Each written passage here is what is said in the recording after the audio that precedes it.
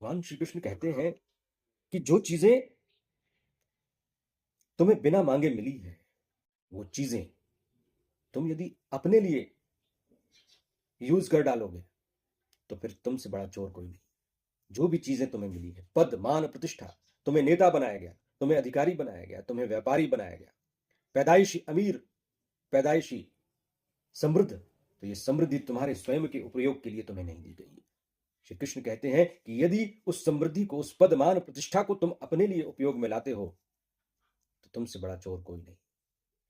लेकिन होता क्या है, इस धरती पर लोग आते हैं, किसी समृद्ध परिवार में जन्म लेते हैं और फिर क्या करते हैं, उस समृद्ध परिवार से मिली हुई सुख सुविधाओं का उपयोग सिर्फ अपने लिए करते हैं।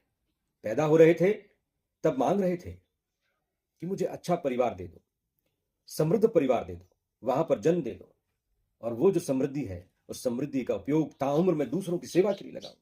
जन्म से पहले मांगा था कि मुझे एक बड़ा अधिकारी बना देना, मुझे नेता बना देना, मुख्यमंत्री, मंत्री, प्रधानमंत्री बना देना, और फिर मैं उस पद का उपयोग संसार की सेवा के लिए करूंगा। लेकिन पैदा हुआ, मनचाही एक चीज, पद, प्रतिष्ठा, मान, समृद्धि मिल गई, फिर क्या किया, भूल गया कि जन्म से पहले मैं कौन से कर्तव्य, कौन से संकल्प लेकर आया था, किस संकल्प के द्वारा, किस वचन के द्वारा मुझे ये चीज मिली है, भूल गया। और उस पदमान प्रतिष्ठा, उसका उपयोग अपने हित में, अपने बच्चों के लिए, परिवार के लिए करने लगा, तो मैं चोर बन गया। फिर अगले जन्म में क्या बनूंगा? फिर जब मैं यहां से देह छोड़कर जाऊंगा तो फिर मुझे ऑप्शन नहीं दिए जाएंगे, फिर मुझसे ये नहीं पूछा जाएगा कि तुम किस घर में, किस परिस्थिति में पैदा होना चाहते हो।